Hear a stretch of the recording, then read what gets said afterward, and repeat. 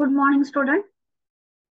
DY BCom 2019 pattern semester 6 subject auditing and taxation paper second.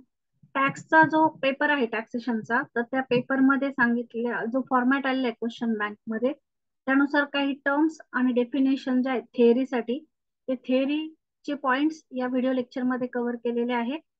त्याचप्रमाणे सर्व जे आपले income from house property, income from salary, त्यानंतर gross total income आणि income from business, या सर्व व्हिडिओच्या ज्या लिंक्स आहेत त्या प्लेलिस्ट मध्ये डिस्क्रिप्शन बॉक्स मध्ये टाकण्यात आलेले आहे.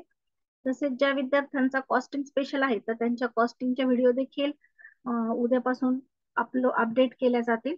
तर तुम्हाला त्या देखील चॅनलवर अवेलेबल आहेत. तर सर्वांनी थिअरीसाठी हा व्हिडिओ व्यवस्थित बघा. सर्व टर्म्स यामध्ये एक्सप्लेन केलेले आहेत. फर्स्ट पर्सनच्या अंडर ज्या व्यक्ती येतात तर ते दिलेलं आहे. जर सपोज तुम्हाला 2 मार्क्स साठी हा क्वेश्चन आला तर तुम्ही शॉर्ट करून लिहा. फक्त हा सेक्शन आणि सबसेक्शन लिहिणं महत्वाचं आहे. नंतर पुढचे डायरेक्ट नावं लिहिले समजा 2 मार्क्स साठी आल्यानंतर तरी चालेल. पर्सन, फर्स्ट डेफिनेशन किंवा term.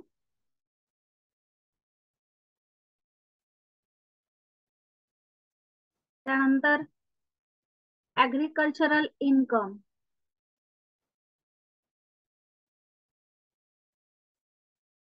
Agricultural income.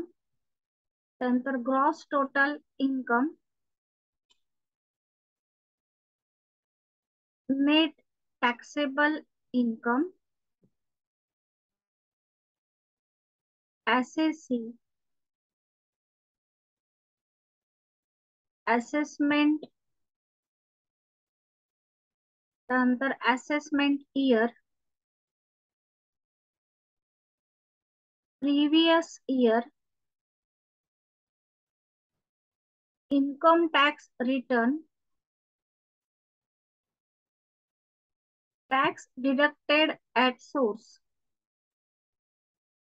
Form 26AS, त्यानंतर form 16, surcharge, advance tax, self assessment tax, section 80C, section 80D, section 80E, section 80EE,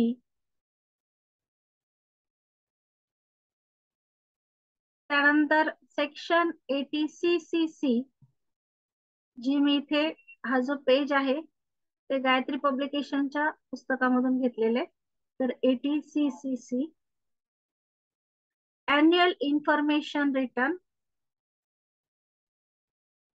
AIR त्याला शॉर्ट फॉर्म मध्ये म्हटलं जातं, आणि SFT म्हणजे specified financial transaction.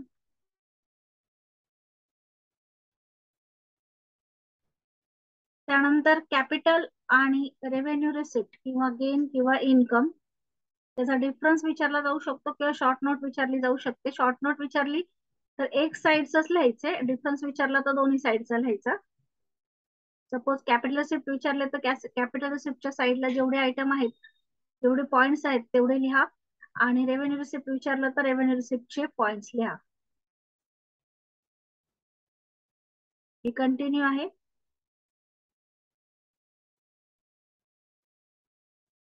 Capital receipt आणि revenue receipt.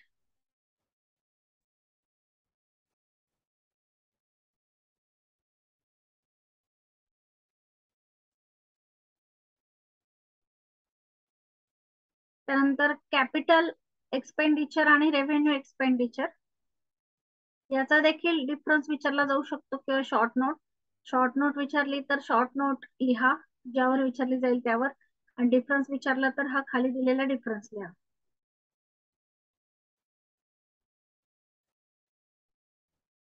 त्यानंतर capital gain, त्यानंतर कॅपिटल ऍसेट,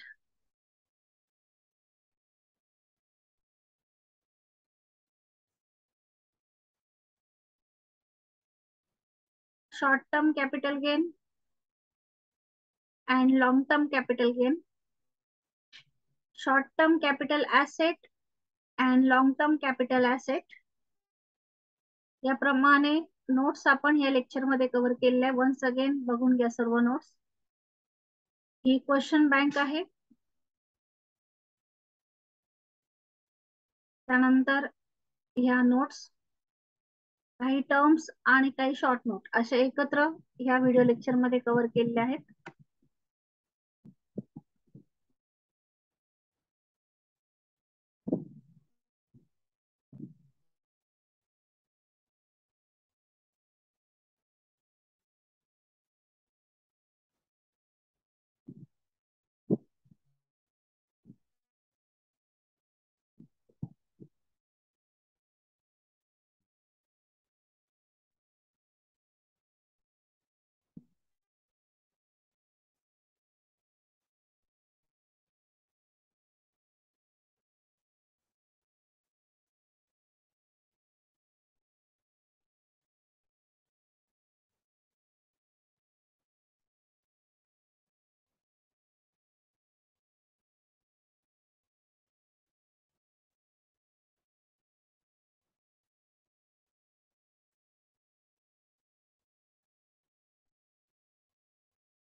याप्रमाणे सर्व टर्म्स आणि नोट्स ज्या आहेत त्या लेक्चर मध्ये आपण या कव्हर केलेल्या आहेत. थँक्यू.